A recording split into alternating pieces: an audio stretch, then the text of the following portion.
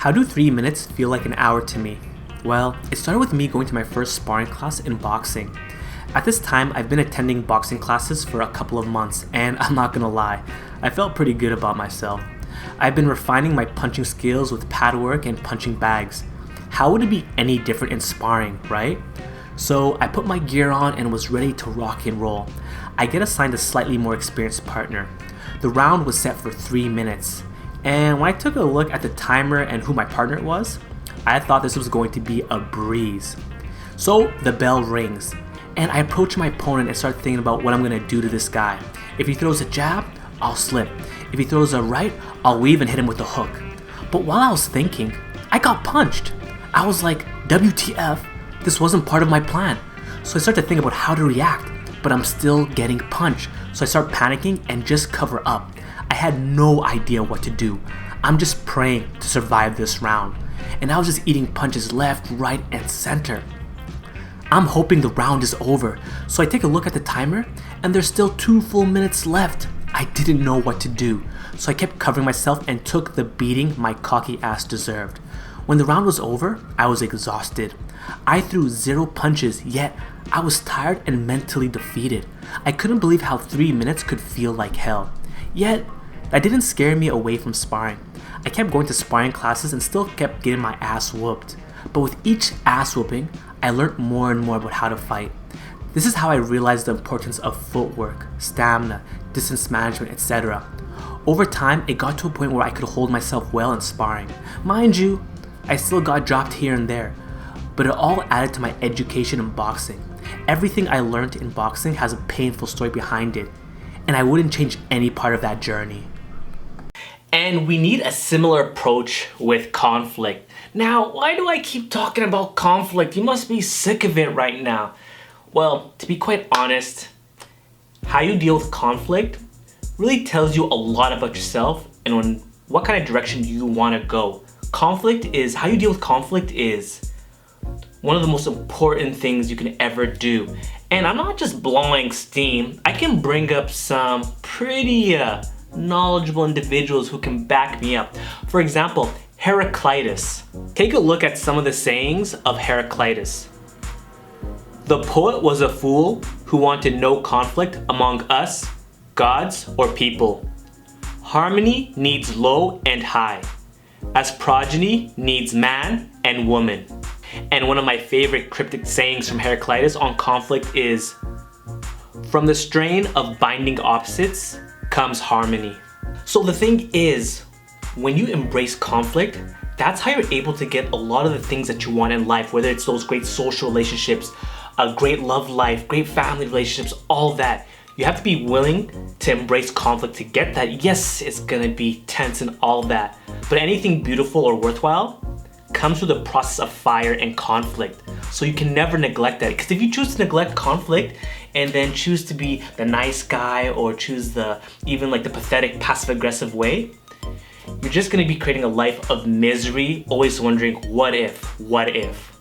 Now with that disclosure out of the way, let's get to the facts. The only way to get better at dealing with conflict is by embracing all the conflicts that come into your life. Whether it's that awkward conversation, or whether it's you standing up for yourself, whatever it is, whenever you feel a bit afraid to stand your ground and be assertive, that's where you gotta lean into it and just embrace it. That's how you get better. Now listen, I understand that I think one of the issues why a lot of people they shy away from conflict is because it sucks. They're afraid that they might get hurt, make a situation a lot messier than it should be. I get it, and I've been there.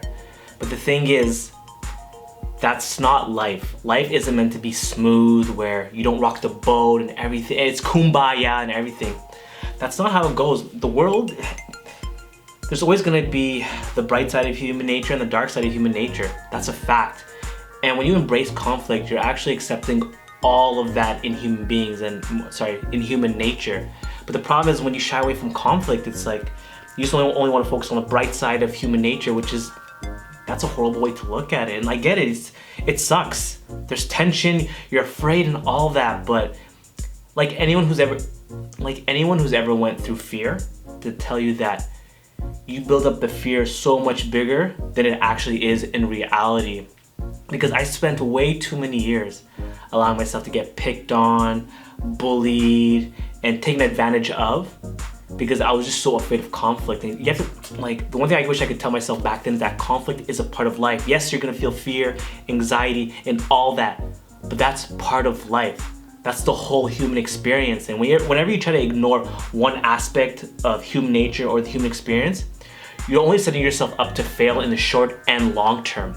And not to have like a negative tone with conflict, one thing I really want to highlight is that conflict can produce some of the most beautiful things that you can imagine. For example, when you take a look at literature, that's a form of conflict that's there. It's telling you the story of how the protagonist is embracing conflict in order to expand their horizon and how they see the world. It's conflict has been a part of human beings since the beginning of time, and the reason why it's mentioned in stories, art, and all that is because there's such a significance with it. Even that, say, like, not even like with stories, even like in other areas, you find that a lot of relationships get stronger after some serious conflict, because it either forces you to double down in the relationship or to put the relationship to rest and move on, right? I can bring up countless examples, but things get stronger with conflict. That's just how it is. That's a fact of life. Now, guys, listen, I'm not saying go and pick fights and start unnecessary conflicts. That's not what I'm saying, all right? All I'm saying is just don't shy away from conflicts when they come to you. That's it. Embrace it, accept it, learn from it, grow from it, because we live in an age where nobody really wants to assert themselves, assert their individuality. Because trust me, like, when you start doing that, you'll start seeing very quickly people in your social life, love life, career, who has your back and who doesn't, who wants to work with you and who doesn't. You're only gonna find that out through conflict. So I'm telling you, it's painful to go through life thinking that things are smooth and that you're on decent terms with everyone. But when there's a reality check, you realize that it was all a bunch of illusions.